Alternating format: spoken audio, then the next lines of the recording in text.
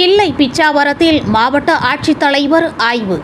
கடலூர் மாவட்டம் கிள்ளை பேரூராட்சிக்குட்பட்ட பிச்சாவரம் சுற்றுலா மையத்தை இன்று கடலூர் மாவட்ட ஆட்சித்தலைவர் மரியாதைக்குரிய சிபி ஆதித்ய செந்தில்குமார் அவர்களும் சிதம்பரம் சார் ஆட்சியர் ரஷ்மிராணி IAS அவர்களும் ஆய்வு செய்தனர்.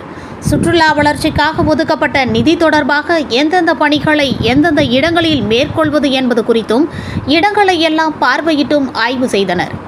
அப்பொழுது பறவைகள் பூங்கா மற்றும் சுற்றுலா பயணிகள் தங்கும் வண்ணம் பசுமை காடுகள் உள்ள இடம் என்பதால் எக்கோ ஃப்ரெண்ட்லி காட்டேஜ் என்னும் தங்கும் விடுதிகள் மற்றும் ரெஸ்டாரண்ட் ஆகியவற்றை சுற்றுலா பயணிகள் அனைவரையும் கவரும் விதமாக வாட்டர் ஸ்கூட்டர் மற்றும் ரசிக்கக்கூடிய பல திட்டங்களை இங்கே நிறைவேற்றுவது தொடர்பாக பார்வையிட்டு ஆய்வு செய்தனர்.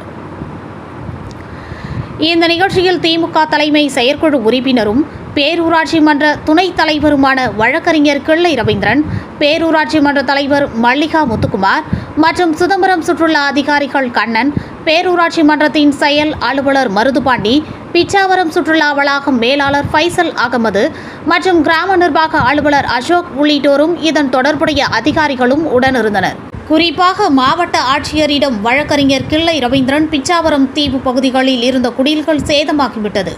எனவே இந்த இடத்தில் முன்னாள் முதல்வர் MGR, இந்நாள் திராவிட மாடல் முதல்வர் MK ஸ்டாலின் மற்றும் வேளாண்மைத்துறை அமைச்சர் மாண்புமிகு MRK பன்னீர்செல்வம் அவர்களும் மற்றும் பல உயர் அதிகாரிகள், நீதியரசர்கள், வெளிநாட்டு பயணிகள் அங்கு தங்கியுள்ளனர்.